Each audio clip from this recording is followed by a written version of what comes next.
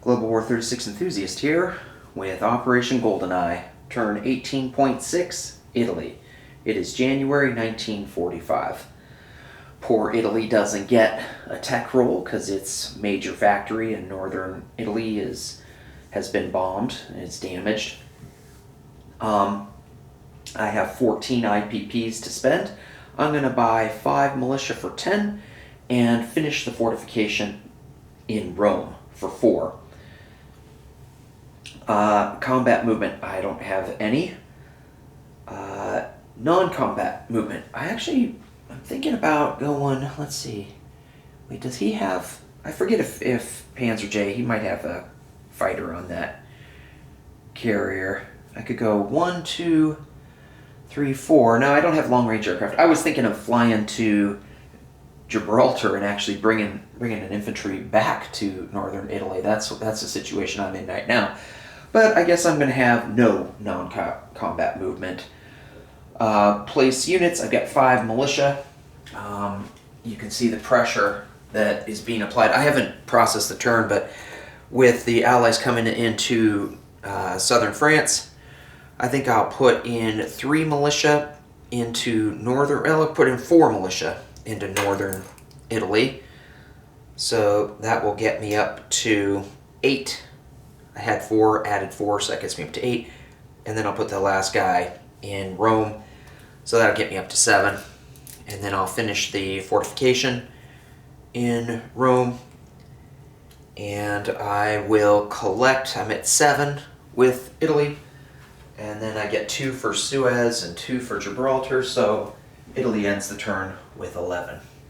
So let's do what my ally and opponents have done and kind of talk about. First, I'm going to talk about lessons learned in Operation GoldenEye. The first thing is that Madman Dan taught me that in Spain or in anywhere, when you make a recruitment roll, you don't have to put, if you choose the 2 militia option, you don't have to put them in the same territory. You could, Madman Dan put 1 militia in Madrid and 1 in Catalonia, and so that's a good lesson for me. Another one here was I thought that Sicily was connected by rail, but of course it's not.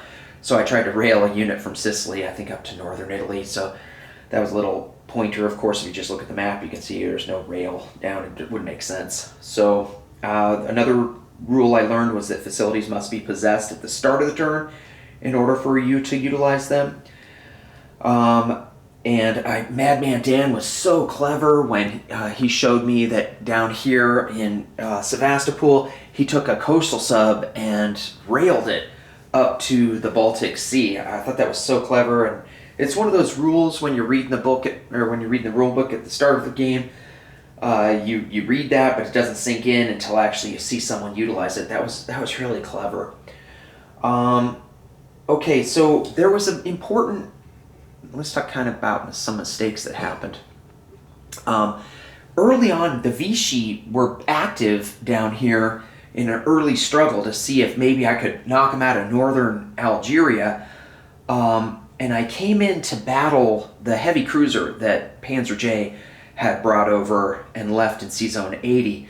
And he did get a hit, and I took it on my torpedo boat destroyer, but that was foolish in hindsight. I should have damaged my battleship, because then I would have had 3 surface ships to blockade northern Algeria, and that would have prevented troops from arriving, and I would have eventually probably overwhelmed him. I could have been building a plane, and he could only send in an infantry.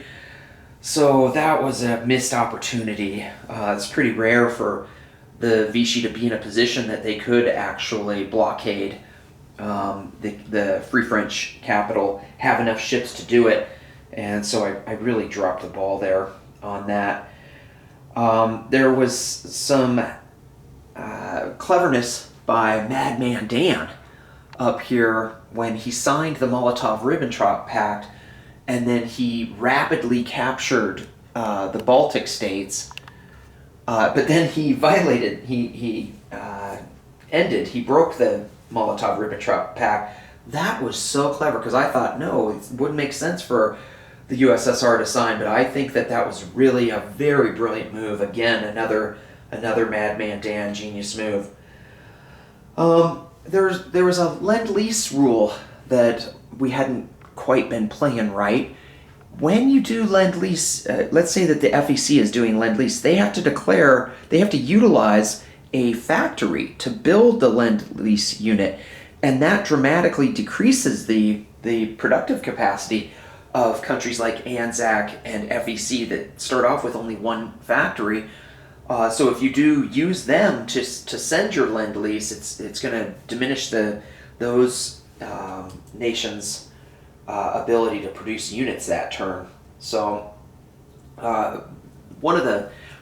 definitely, let's just talk about the biggest mistake of the game.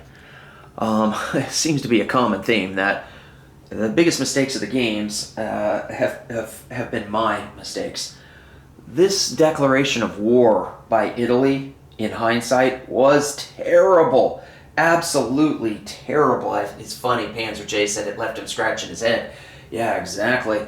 I had thought that a sub here in C-Zone 83 could prevent Panzer J's fleet from getting to C-Zone 82, so he wouldn't be able to reinforce eastern Egypt, and the Italians would have the Mediterranean as their bathtub.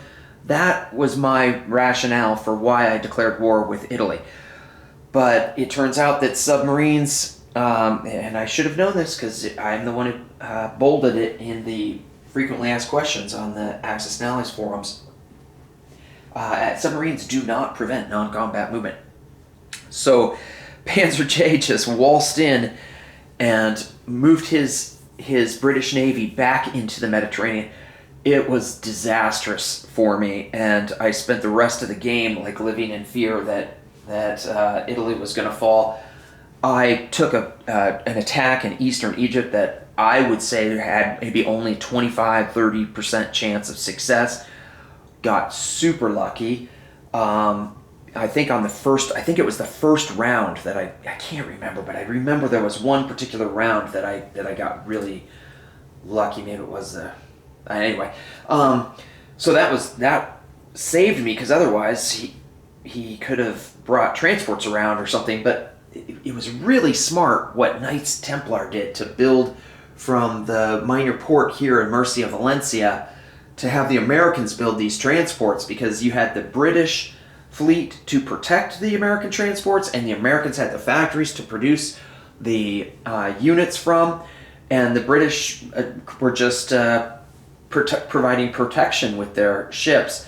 So Italy was in a bad position. It was just a really poor play on my part. If I could go back in a time machine, I would not have declared war with Italy, and that's 100% on my shoulders. That was not anything from Boston Bruce. Let's see. So there was this move in Spain where the British fighters landed in Murcia, Valencia. I think there were 4 British fighters that flew to Murcia, Valencia. And I think the idea was that maybe they could go 1, 2, 3, 4 and land in Nubia after hitting eastern Egypt or something, but I think it would have been better for Panzer J to fly to Catalonia, because then those fighters could have scrambled to Murcia, Valencia. They were still protecting Murcia, Valencia. They had one extra range, even if they did want to fly to C-Zone 80. That extra, the airbase makes up for the extra C-Zone that they had to fly through.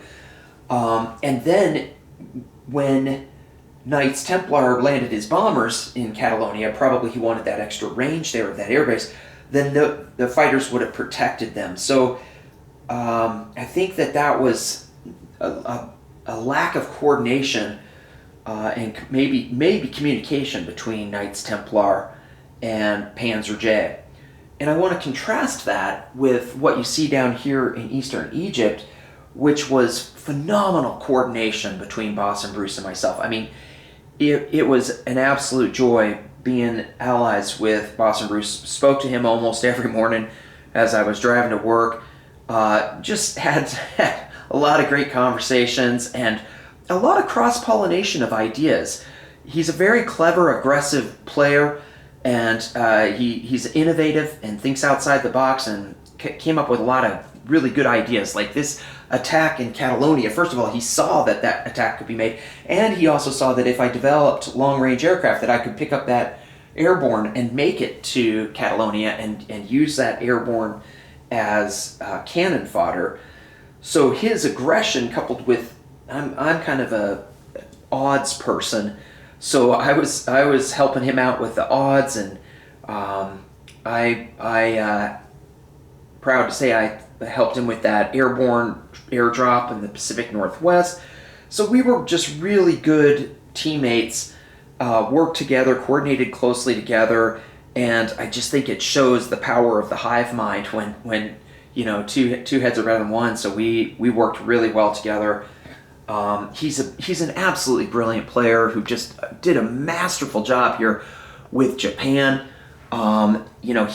This Calcutta attack really just blew open the front here and collapsed the FEC. And he did a great job of preventing in China either the CCP or the KMT from evolving to a major power.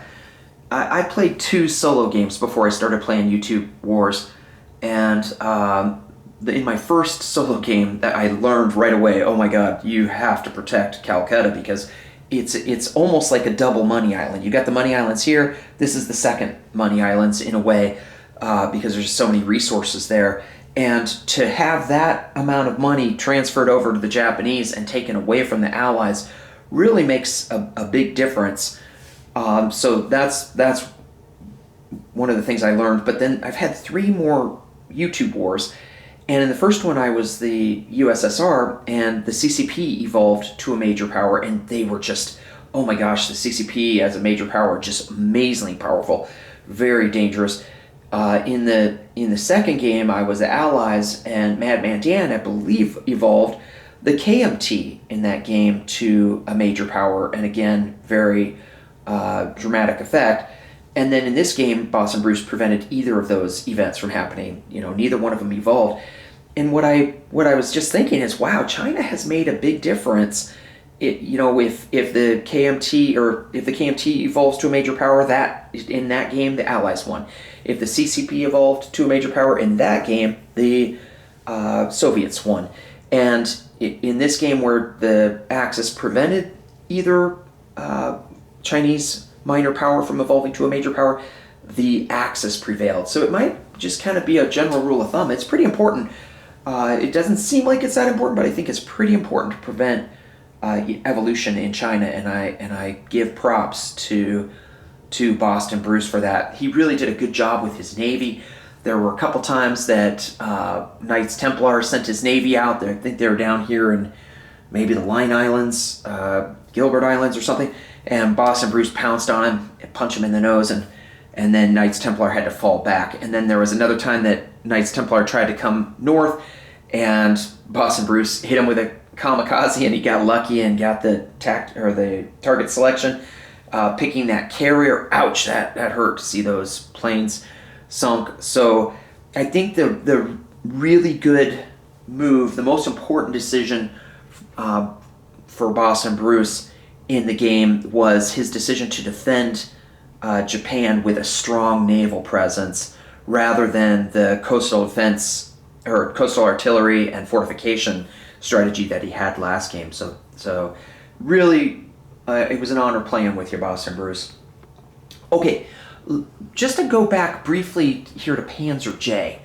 We're talking about like most important things. I think early in the game, Panzer J nailed it. He has good understanding of I feel that he built maybe 6 Marines early in the game, and that's 24 IPP. And instead, if he had built 12 militia and put 6 of them here in Gibraltar and the other 6 in Calcutta, I think that would have been a difference maker. I don't know if that would have been enough if he needed to build a fortification in Calcutta. Maybe he did build a fortification, now that I think about it. But that's one thing. I know I heard you, Panzer J, when you said you were scratching your head and I made some questionable calls. There was a time when I attacked your fleet in 24. I think I killed maybe a couple light cruisers. Another time I attacked your fleet off 48. And in hindsight, that was like I was hurting the Allies, but I was taking away my ability to, because I think I brought air units in there, and took away my ability to bring force towards the Soviet Union. And I might have delayed my attack on the Soviet Union. And it's like Jack London wrote this book, A Piece of Meat, or wrote this short story, A Piece of Meat. And in it, this boxer, he doesn't have breakfast in the morning before the fight. He just doesn't have enough money to buy a piece of meat, which he had always done before the fight. And in the final blow he's finally got his opponent up against the ropes, and he's ready to deliver his best punch. And he throws the punch, but it just doesn't have much oomph behind it. And that's what happened when I went to Moscow. I just didn't have enough oomph. And if I had been of single-minded purpose, totally focused on the mission of taking Moscow, I might have knocked that out. So I did get distracted, and I think Panzer J had a legitimate point about how I lost focus, took my eye off the ball. Okay, what do I think was the best move in the game? Okay, I'm gonna toot my own horn. I think it was my play in the early game when I was focused with Italy, because I don't think I've seen anyone else send 52 IPPs to Japan. But I don't think that Japan would have had enough to push back America if it hadn't been for the 52 IPPs. I think that made a big difference. And a lot of games that I've seen, Germany's super strong, but Japan is, gets beat down by America. So I would encourage other people to explore this idea of Italy lend-leasing large amounts of IPP to Japan. And furthermore, I think Italy saving up the money like it did provides strategic flexibility. And if Japan's doing phenomenally well and does not need the money, maybe you then send it to Germany. I think because the German player plays Italy, a lot of times they'll automatically be thinking about that money as their own, but I really think that by me giving that money to Boston Bruce early, it really helped set him up for success and domination. And then later on, it was paid back multiple ways, with Japan being so crucial in defending Eastern Egypt. So sorry to talk your ear off. I'm so grateful for what good guys we play with. I mean, Madman Dan, I just hold you in such high respect. You're very, very clever, and you have a really good strategic mastery. The way that you defended Cheetah and then fell back to Buryatia, you showed textbook. I think the battle we had in Spain, the way Spain was fought, I can't see any way that I would have done it better. So if I played, I would play the same way you did. Just follow your template. You did a great job defending. You saw when I was trying to be tricky and sneaky up north, and fell back and saved Moscow. And I knew that the only way that you could save Moscow would be to do that Western Russia attack, and I wanted to hurt you pretty bad to make you pay for it, but you still said, nope, I've got to make sure I lock down Moscow, and I just did not see that I could have taken Moscow in that second round. So massive respect for you. I have nothing but really nice things to say about Knights Templar. He's a good guy, very friendly, easygoing, always made me smile. It was great talking to him, and I think he really, you could see his evolution in the game. You could see him getting better and better. At first, when he did the attack, his first foray with the American Navy into the Pacific, and he got beat. He fell down, licked his wounds, came back. Then he tried to go a different direction, and he got hurt there. And you could just see him gradually evolving. He was playing on multiple fronts. He was very generous with his lend-lease. Panzer J, you were so aggressive. You just wanted to come after me right from the get-go. You were ready to, with all those Marines early on, and then you did a really clever job with the with the British coming back after you were in a bad situation. And given enough time, I'm sure you guys would have taken back Paris and eventually Rome. But I agree with you that it looks like it's going to take a longer amount of time, because unfortunately with the loss of the air units here, losing those planes, that really hurt the offensive projection power. And of course it can be rebuilt, but it's going to take time. So I agree with you that Germany can really devote itself to building a ton of defensive units to try to slow down your progression. But massive respect, such a joy to play with you, Panzer J. Boston Bruce, you were okay. Oh, it was so much fun, so much laughter. And really appreciate your wisdom and good teamwork. I think we did a lot of arm wrestling over ideas and by working together, we came up with the best possible plans. I couldn't have asked for a better ally. If I'm really interested, if people, now that the game is over, if people can see places where we could have improved, how my play could have been better, what you think about Italy sending money to Japan, be interested to see your comments. I'm going to be taking some time off to get my shoulder repaired. It's a torn rotator cuff, and I look forward to playing again in April.